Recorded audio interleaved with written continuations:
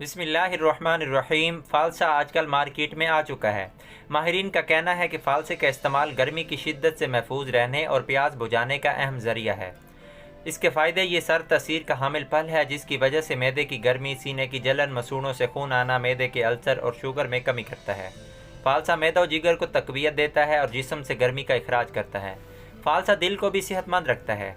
ये एंटीऑक्सीडेंट से भरपूर फल है जिससे कैंसर के ख़तरे में कमी की जा सकती है। फ़ालसा खून को साफ़ करता है जिससे जल्द भी शफाफ और सेहतमंद रहती है।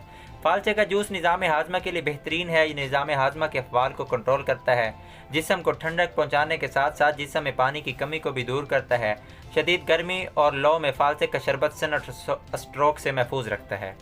फ़ालसे का शरबत मौसम गर्मा में फ़ालसे का शरबत एक तोहफे से कम नहीं। फ़ालसा बहुत कम अरसे के लिए आता है, तो इसीलिए इसका शरबत बनाकर महफूज कर लिया जाए तो काफ़ी अरसे तक फ़ालसे के खट्टे मीठे फ़रद बख्श मशरूब का लुत्फ़ उठाया जा सकता है।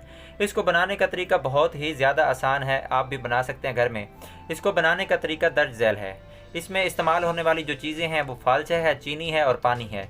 तो आपने फ़ालसा आधा किलो लेना है, चीनी 1 किलो लेनी है और पानी 1 लीटर लेना है। आप चाहें तो इसकी मिकदार को डबल भी कर सकते हैं, मतलब इसी मिकदार में आप ज़्यादा भी कर सकते हैं।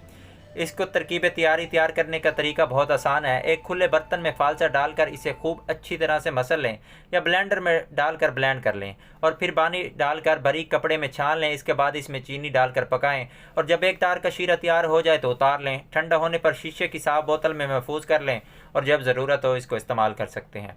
दोस्तों, इस वीडियो को आगे शेयर करें ताकि बहुत सारे लोगों को फ़ायदा हो।